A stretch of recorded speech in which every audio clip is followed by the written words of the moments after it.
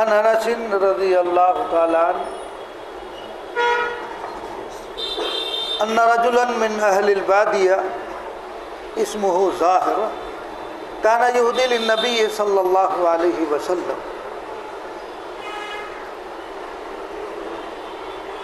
قول النبي صلى الله عليه وسلم ظاهر باديتنا ونحن حاضرته كان النبي صلى الله عليه وسلم يجهزه إذا أراد الخروج إلى البادية وكان ظاهر دميم الخلقة فأتاه النبي صلى الله عليه وسلم وهو يبيع شيئا له في السوق إلى آخره.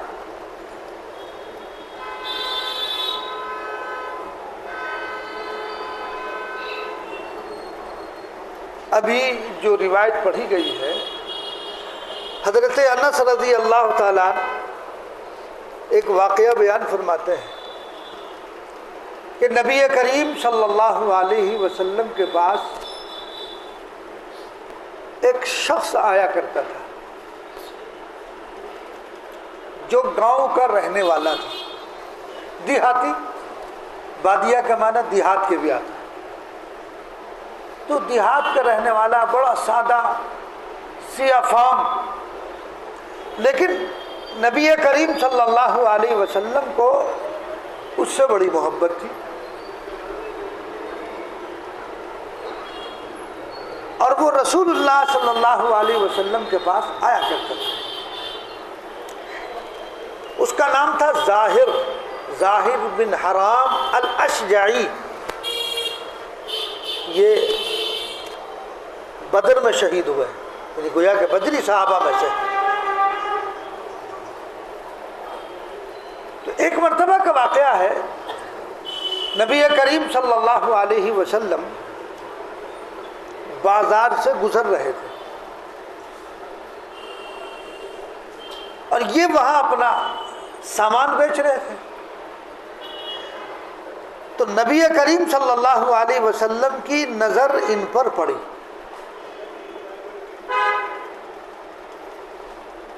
تو حضور پاک علیہ الصلاۃ والسلام پیچھے سے گئے اس کے، اور جا کر اس کی آنکھوں پر ہاتھ رکھ لیا اور کولیا بھر لیا. جیسا آپ نے دیکھا ہوگا بعض مرتبہ دوستوں میں ہوتا ہے، پیچھے سے آنکھ بند کر لی جا کر کہ بتاؤ میں کون ہوں. تو پہلے جب آنکھ بند کری، وہ ہاتھ لگائے رسول اللہ صلی اللہ علیہ وسلم نے، تو پہلے تو اس نے کہا کون ہے؟ نبی کریم صلی اللہ علیہ وسلم نے آنکھیں بند کیے ہوئے یہ بتایا نہیں کہ کون ہوں.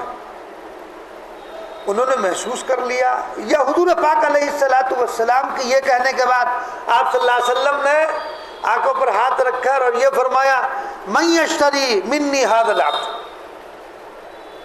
اس غلام کو ہم سے کون خریدے گا؟ تو حضرت ظاہر سمجھ گئے کہ یہ تو آقا ہے، رسول اللہ صلی اللہ علیہ وسلم ہے. اب کیا کرنے لگے؟ یعنی اپنے آپ کو حضور کے سینے سے چمٹانے لگے اور پیچھے کو ہونے لگے کہ حضور کے جسم سے مل جاؤں، چمٹ جاؤں. تو جب نبی کریم صلی اللہ علیہ وسلم نے یہ آواز لگائی من یشتری منی ھذا العبد، تو حضرت ظاہر سمجھ گئے کہ یہ تو اللہ کے رسول صلی اللہ علیہ وسلم ہے. تو پھر کیا کیا؟ وجعل ہوا یلصق ظہرہ بصدر النبی صلی اللہ علیہ وسلم، انہوں نے اپنی پیٹھ آقا کے سینے سے ملا دی اور چمٹ گئے. ظاہر بات ہے ایسا موقع کب ملے گا، کب ہاتھ آئے گا؟ تو آپ کے سینے سے اور چمٹ گئے. تو پھر حضرت ظاہر نے رسول اللہ صلی اللہ علیہ وسلم سے عرض کیا اذن تجدنی کاسدہ، تو بیکار ہے، بیکار ہوں میں، تو کون خریدے گا مجھے؟ یعنی ان کا جو حلیہ، ظاہری حلیہ اور بشرا تھا وہ معمولی درجے کا، کپڑے بھی بہت معمولی درجے کے پرانے، سادگی بے انتہا، صحابہ میں تو سادگی تھی ہی، اور پھر اوپر سے سیاہ فام، تو اللہ کے رسول میں تو بیکار ہوں، مجھے کون خریدے گا؟ تو نبی کریم صلی اللہ علیہ وسلم نے اس پر ارشاد فرمایا، فقال له النبی صلی اللہ علیہ وسلم وَلَكِنَّكَ عِنْدَ اللَّهِ لَسْتَ بِكَاسِدٍ۔ آپ صلی اللہ علیہ وسلم نے فرمایا، ظاہر تو اللہ کے نزدیک بڑا قیمتی ہے، بیکار نہیں ہے۔ تیرا ظاہر دیکھ کر تو لوگ تجھے بیکار سمجھتے ہیں، معمولی درجے کا آدمی تمہیں سمجھ رہے ہیں، لیکن اللہ کے نزدیک تمہاری بڑی قدر و قیمت ہے۔ تو اس سے کئی باتیں معلوم ہیں۔ ایک تو یہ کہ نبی کریم صلی اللہ علیہ وسلم صحابہ کے ساتھ کیسے بے تکلف رہتے تھے، یہ بے تکلفی کی بات ہے، اور یہ آپ کا بے تکلف رہنا قصدن تھا۔ کیوں؟ اس لیے کہ افادہ اور استفادہ حضور پاک علیہ السلام سے تبھی صحابہ فائدہ اٹھا رہے ہیں۔ اگر بے تکلف نہ ہوتے تو حضور سے فائدہ نہ اٹھا سکتے تھے، بے تکلفی سے رسول اللہ صلی اللہ علیہ وسلم سے فائدہ اٹھا رہے۔ تو آپ کی عادت شریفہ صحابہ کرام رضی اللہ عنہ اجمعین کے نزدیک، صحابہ کرام رضی اللہ عنہ اجمعین سے آپ ملاطفت کرتے تھے، یعنی بے تکلف باتیں کرتے تھے۔ یہ نہیں کہ کوئی اپنا کوئی ہوا بٹھا رکھا ہو جیسے بادشاہوں کا ہوتا تھا کہ ہٹو اور بچو، اور صاحب وہاں پر بہت سارے خدام بھی موجود ہیں کہ ملاقات کرنے کے لیے اپارٹمنٹ لینا پڑتا تھا، وہاں ایسی چیز نہیں۔ ایک تو یہ بات۔ دوسری بات یہ ہے کہ حضرت ظاہر رضی اللہ تعالیٰ کے متعلق آپ نے کیا فرمایا کہ قاصد نہیں ہو تم، بیکار نہیں، بلکہ اللہ کے نزدیک تم بڑے قیمتی ہو۔ معلوم ہوا کہ اللہ کے ہاں ظاہر کا اعتبار نہیں ہے، اللہ کے ہاں باطن کا اعتبار ہے، کہ باطنی طور پر اللہ تبارک و تعالیٰ سے اس کا کتنا لگاؤ ہے۔ اسی لیے قرآن مقدس میں اللہ نے فرمانا، ان اکرمکم عند اللہ اتقاکم، اللہ کے نزدیک مکرم کون بندہ ہے، معظم کون بندہ ہے اللہ تبارک و تعالیٰ کے نزدیک؟ ان اکرمکم عند اللہ اتقاکم، جو تم میں سب سے زیادہ اللہ سے ڈرنے والا ہو، جو پرہیزگاری اختیار کرنے والا ہو، وہ اللہ کے نزدیک مکرم ہے۔ کپڑوں کی وجہ سے مکرم نہیں، اگر کوئی بہترین کپڑے پہنتا ہے، ہزاروں روپے گز کا وہ کپڑا پہن رہا ہے، تو تم یہ سمجھو کہ وہ اللہ کے نزدیک مکرم ہے؟ نہیں، اللہ کے نزدیک مکرم کون ہے؟ جو متقی اور پرہیزگار، اللہ سے ڈرنے والا، تقوی اختیار کرنے والا، وہ اللہ کے نزدیک مکرم ہے۔ تو لہذا ہمیں بھی اس سے یہ سبق ملتا ہے کہ ہمارا جو ظاہر ہے اس سے زیادہ بہتر ہمیں اپنے باطن کو بنانا چاہیے۔ انسان اپنے ظاہر کے لیے کیسی محنتیں کرتا ہے، کپڑے بڑھیا دھلواتا ہے، کلف لگواتا ہے، ان کو پہنتا ہے نا، اور پھر ان کی حفاظت بھی کرتا ہے، اس کی کرچ نہ ٹوٹ جائے۔ تو جیسے آدمی ظاہر کی حفاظت کر رہا ہے، ایسے اگر وہ باطن کی حفاظت کر لے تو فرشتوں سے آگے پہنچ جائے۔ باطن کی طرف اس طرح توجہ نہیں جو ظاہر پر توجہ ہے۔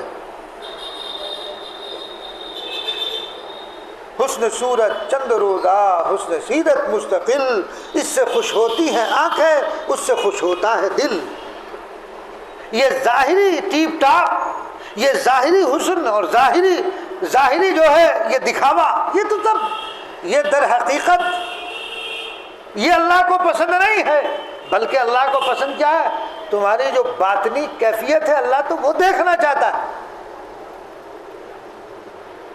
اللہ نے قرآن میں کیا فرمایا؟ آپ قربانی کرتے ہیں تو کیا اللہ تبارک و تعالیٰ کو تمہارے جانوروں کی، تمہارے گوشت اور گوشت کی ضرورت ہے؟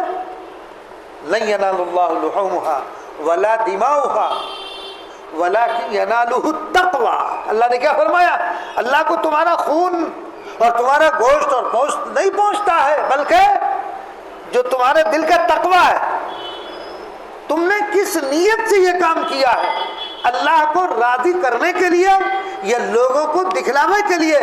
کس نیت سے تم کام کر رہے ہو؟ کس کے لیے کر رہے ہو؟ اللہ تو وہ چیز دیکھتا ہے، وہ چیز اللہ کے ہاں پہنچتی ہے۔ تو جو ظاہر ہے، جو ظاہر کی ٹیپ ٹاپ ہے، یہ تو چند روزہ ہے، اس سے آنکھیں خوش ہو جائیں، لیکن اللہ تبارک و تعالیٰ کی جو خوشنودی حاصل ہوتی ہے وہ باطنی، وہ دل کے تقویٰ، وہ تمہاری متقیانہ زندگی اور تمہارے جو کام اللہ کی رضا کے لیے، اللہ اس سے خوش ہوتا ہے۔ تو اس لیے حضرت ظاہر میں ان کی ظاہری شکل و صورت اور ان کا ظاہری لباس، نہ لباس قیمتی ہے، بالکل سادہ گاؤں کے آدمی ہیں۔ اور آج بھی آپ نے دیکھا ہوگا کہ جو پرانے لوگ گاؤں کے رہنے والے ہیں، بادیہ کے رہنے والے ہیں، ان میں آج بھی سادگی ہے۔ تو اللہ تبارک و تعالیٰ کو یہ ادا پسند بھی ہے، اور یہ بھی ہے البذاذۃ من الایمان، سادگی ایمان کی علامت ہے۔ سادگی کا مطلب یہ نہیں ہے کہ اللہ تبارک و تعالیٰ نے اگر آپ کو باحیثیت بنایا ہے تو اپنی حیثیت کے اعتبار سے کپڑے پہنیے، سب کچھ ہوتے ہوئے پھر ٹوٹی ہوئی چپل میں پھر رہا، یہ نہیں اللہ کو پسند ہے۔ یہ تو نعمت کی ناقدری ہے کہ نعمت کے ہوتے ہوئے پھر ایسا کام کر رہا۔ سب کپڑے پہننا، یہاں سے پھٹ رہا، حالانکہ پیسے ہیں، ارے بھائی صاف ستھرا رہنا چاہیے، کپڑے اچھے ہو، صاف ستھرے ہو رہنا چاہیے۔ ان اللہ نظیف یحب النظافہ، اللہ صفائی ستھرائی کو پسند فرماتا ہے۔ تو سادگی کا مطلب یہ نہیں ہے کہ آدمی بالکل گندا میلا کچالا رہے۔ کپڑے اگر آپ کے پاس ہیں ان کو صاف ستھرا رکھو۔ تو بہرحال بتا دیں کہ نبی کریم صلی اللہ علیہ وسلم صحابہ کرام کے ساتھ آپ کا جو ہے ملاطفت کے طور پر ایسے معاملات رہا کرتے تھے، اور حضور پاک علیہ الصلوۃ والسلام اسی لیے صحابہ کرام سے کبھی کبھی مزاح بھی فرمایا کرتے تھے، جس کو ہم اردو میں مذاق کہتے ہیں۔ چنانچہ میں نے پہلے بھی بتایا تھا کہ نبی کریم صلی اللہ علیہ وسلم کے پاس ایک صحابی آئے اور آ کر کہا کہ حضور مجھے ایک اونٹ دے دیجیے۔ آپ صلی اللہ علیہ وسلم نے فرمایا تمہیں اونٹ کا بچہ دیں گے۔ وہ کہنے لگے اللہ کے رسول وہ بچہ لے کے کیا کروں گا، میں بچہ لے کے کیا کروں گا؟ تو آپ صلی اللہ علیہ وسلم نے فرمایا کہ اگر بڑا بھی اونٹ دیا جائے گا وہ اونٹنی کا بچہ ہی تو ہوگا، بھائی وہ بچہ ہی تو ہوگا۔ بیٹا کتنا ہی بڑھ جائے، کتنا ہی اعلیٰ مراتب پر پہنچ جائے، بیٹا تو بیٹا ہی رہے گا، یا وہ کچھ اور ہو جائے گا، تو بچہ تو رہے گا وہ اونٹنی کا۔ تو اس طرح کا مزاح نبی کریم صلی اللہ علیہ وسلم فرمایا کرتے تھے۔ صحابہ کرام رضی اللہ عنہ سے مختلف یعنی احادیث شریفہ میں مستقل ایک باب ہے، باب مزاح النبی صلی اللہ علیہ وسلم، حضور صلی اللہ علیہ وسلم کے مذاق کرنے کا باب، یعنی محدثین کے ایک عنوان قائم کیا جاتا ہے باب مزاح النبی صلی اللہ علیہ وسلم۔ تو حضور پاک علیہ السلام مذاق کیا کرتے تھے۔ ایک عورت آئی حضور پاک صلی اللہ علیہ وسلم کے پاس، ایک بوڑھی عورت آئی، اس نے کچھ کہا، آپ نے فرمایا کہ بوڑھی عورت جنت میں نہیں جائے گی۔ اور اسے بڑا افسوس ہوا جب آپ نے دیکھا کہ یہ زیادہ پریشان ہو رہی ہے، تو آپ نے فرمایا کہ بوڑھی یعنی عورت جنت میں جائے گی، بڑھاپے کی حالت میں نہیں، اس بوڑھی کو جوان کر دیا جائے گا، جوانی کی حالت میں جائے گی۔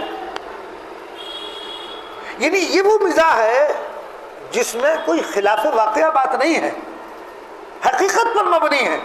تو اس طرح کے مزاح کرنے کی شریعت نے اجازت دی ہے۔ تو بہرحال حضرت ظاہر رضی اللہ تعالیٰ ان کو بھی آقا سے بڑی محبت تھی، نبی کریم صلی اللہ علیہ وسلم کے ساتھ کے لیے کچھ نہ کچھ ہدیہ لے کر آیا کرتے تھے، جب بھی آتے تھے کچھ نہ کچھ لاتے تھے، کبھی کوئی پھل لے آئے، کبھی پھول لے آئے، کبھی کوئی اور چیز لے کر کے آ گئے۔ حضور پاک علیہ الصلوۃ والسلام کے پاس جب بھی آتے تھے کچھ نہ کچھ ضرور لے کر آتے تھے۔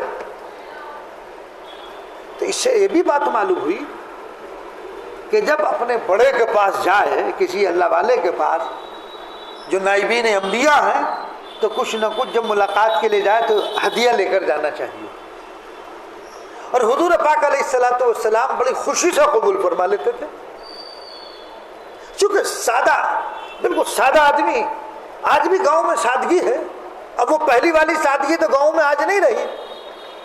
ایک دیہاتی حضرت گنگوہی رحمۃ اللہ علیہ کا پیر دبا رہا ہے، تو پتہ وہ دیہاتی کیا کہتا ہے؟ مولوی جی بڑا جی خوش ہوتا ہوگا کہ لوگ میرے پیر دبا دیں.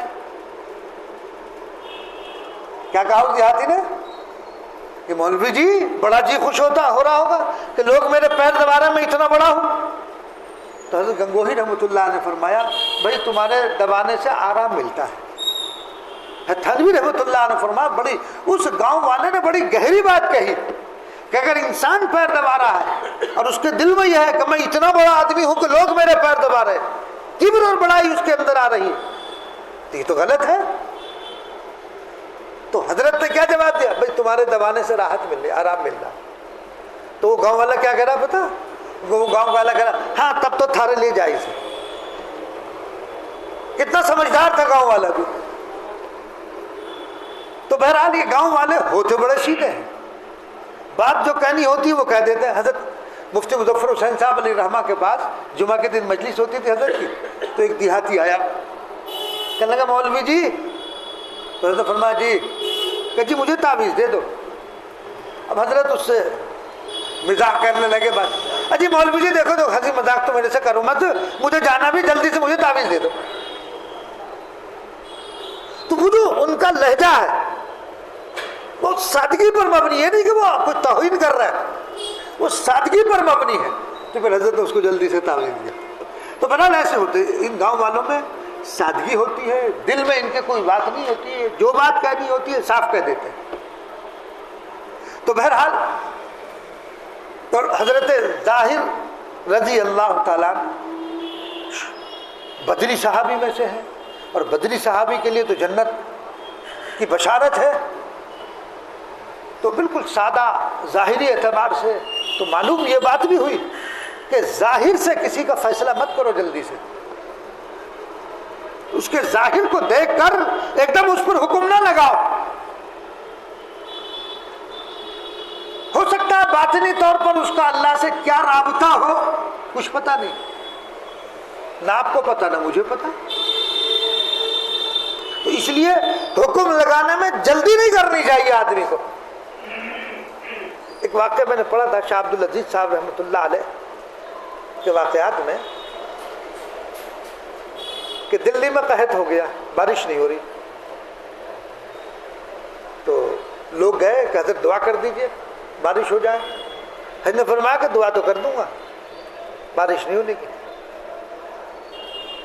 تو پھر حضرت کیا کریں؟ لوگوں نے کہا کہ قلعے میں ایک ہجڑا آئے گا، فلاں دن بارات ہے، وہ آئے گا ہجڑا، وہ اگر دعا کر دے گا تو بارش ہو جائے گی. عجیب بات، حضرت منع فرما رہے ہیں. تو ظاہر بات ہے کہ حضرت کی بات کا لوگ انکار نہیں کر سکتے، معتبر شخصیت. تو لوگ انتظار کرتے رہے، قلعے میں بارات آئی، وہ جو ہجڑا تھا اس نے اپنا کام کیا جو ان کا کام ہوتا ہے.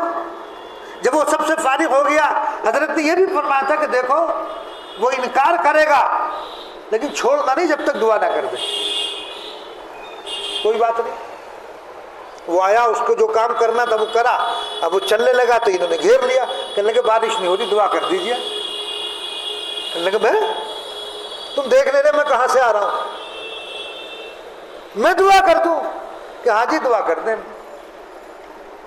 وہ منع کرتا رہا، لوگ اصرار کرتے رہے کہ نہیں، آپ جب تک آپ دعا نہیں کریں گے ہم چھوڑیں گے نہیں. اب آپ دیکھیے، آپ اندازہ لگائیے اس کی فراست کا. ان لوگوں نے یہ نہیں بتایا کہ ہم نے شاہ عبد العزیز صاحب رحمۃ اللہ علیہ نے یہ کہا ہے، یہ نہیں بتایا. تو وہ ہجڑا کیا کہتا ہے؟ ارے عبد العزیز نے تمہیں بہکا دیا ہے. عبد العزیز نے، کسی نے بتایا نہیں اس کو، وہ خود کہہ رہا کہ عبد العزیز نے تمہیں بہکا دیا. کہ جی بہکایا ہو یا کچھ کیا ہو دعا کر دو. کہنے لگے اچھا بھائی نہیں مانو گے تم لوگ؟ تو لکھا ہے کہ اس نے ہاتھ اٹھائے زبان سے ابھی دعا نکلی بھی نہیں، بارش شروع ہو گئی۔ تو اس لیے کسی کے ظاہر کو دیکھ کر جلدی سے فیصلہ نہیں کرنا چاہیے کہ یہ فاسق ہے، یہ فاجر ہے، یہ فلانا نہیں۔ باطن طور پر اللہ سے کیا تعلق ہے؟ وہ اگر گناہ کر رہا تو اس کا اور اللہ کا معاملہ ہے، ہم کون ہوتے ہیں اس پر حکم لگانے والے؟ تو اس لیے اس میں احتیاط آدمی کو کرنی چاہیے۔ تو ظاہر کو دیکھ کر ایک دم آدمی جو ہے حکم نہ لگا دے،